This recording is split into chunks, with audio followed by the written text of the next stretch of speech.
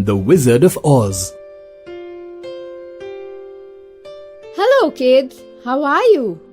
You know, days are not always the same. Some are not as good as usual and the other day you feel very lucky.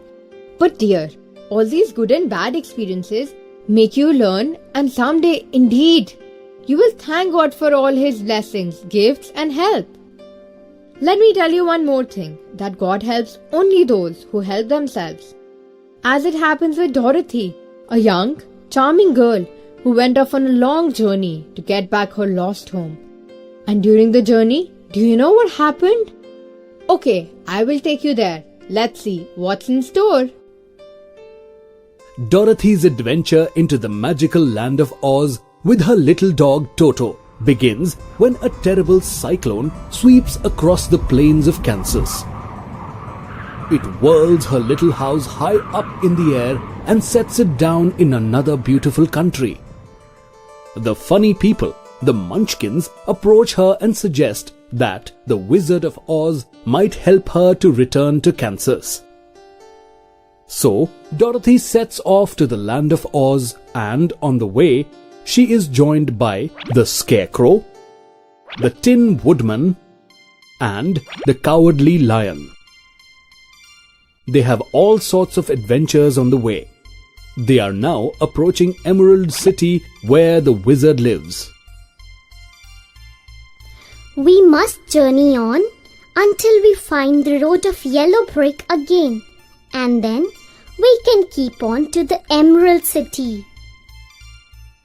They all started on the journey, greatly enjoying the walk through the soft, fresh grass. Very soon, they reached the road of yellow brick and turned again towards the Emerald City. The road was well paved and the countryside was beautiful. They could soon see fences built beside the road, but they were painted green and so were the houses they passed during the afternoon. Sometimes people came out of their houses to look at them, but no one came near them nor spoke to them. This was because of the lion of whom they were much afraid. The people were all dressed in clothing of lovely emerald green color and wore peaked hats. This must be the land of Oz, and we are surely getting near the Emerald City. Yes, answered the Scarecrow. everything is green here. Let us stop at the next house and talk to the people. So, when they came to a good-sized farmhouse, Dorothy walked boldly up to the door and knocked. A woman opened the door just enough to look out and said, "What do you want, child? And why is that lion with you?" We wish to pass the night with you if you will allow us. And the lion is my friend and comrade and would not hurt you for the world.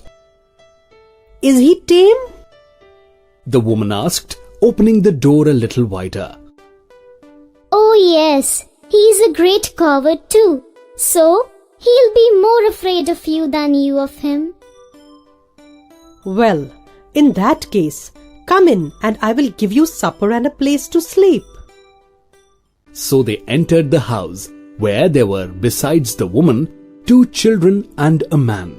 The man had injured his leg and was lying near the window. They all seemed surprised to see such strange a company. While the woman got busy, the man asked, "Where are you all going?" To the Emerald City to see the great Oz. "Oh, indeed," exclaimed the man. "Are you sure that the wise Oz will see you?" Why not? "Well, it is said that he never lets anyone come into his presence. I have been to the Emerald City many times. It is beautiful and wonderful place.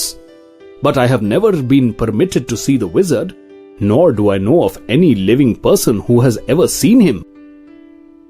What does he look like? asked the Scarecrow. "That is hard to tell. You see, Oz is a great wizard, and he can take on any form he wishes. So some say he looks like a bird, Some say he looks like an elephant, and some insist he looks like a cat.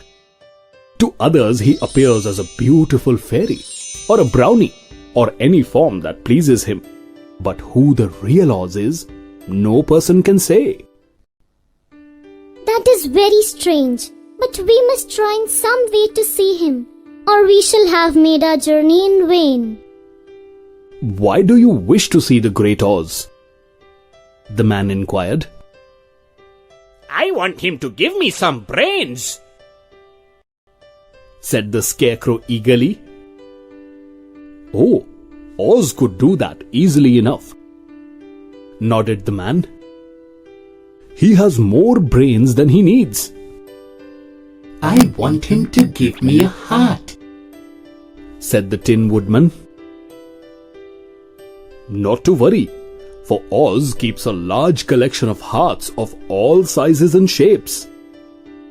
and I want him to give me courage, said the Cowardly Lion. Oz keeps a great pot of courage in his throne room. As for me, I want the great Oz to send me back to Kansas. Where is this Kansas? Asked the man in surprise. I don't know, Cried Dorothy sorrowfully. but that is my home, and I'm sure it is somewhere. Very likely, the mighty Oz can do anything. But first, you must get to see him. And that will be a hard task. The terrible wizard does not like to meet anyone, and he usually has his own way. The woman called out that supper was ready. So they sat at the table where Dorothy ate some delicious pancakes, hot porridge, and a dish of scrambled eggs along with slices of freshly baked bread. The lion ate a little bit of porridge, but he did not care for it, as he said that porridge was made of oats, and oats were food for silly horses, not for a lion. The Scarecrow and the Tin Man ate nothing, but Toto had a little of everything. The woman gave Dorothy a bed to sleep in, and Toto promptly jumped in first. The lion guarded the door of her room so that she might not be disturbed. The other two stood quietly in a corner. The next morning, as soon as the sun was up, they started on their way and soon saw a delightful green glow in the sky just before them. That must be the Emerald City, said Dorothy quite excited. As they walked on, the green glow became brighter and brighter, and it seemed that finally they were nearing the end of their travels.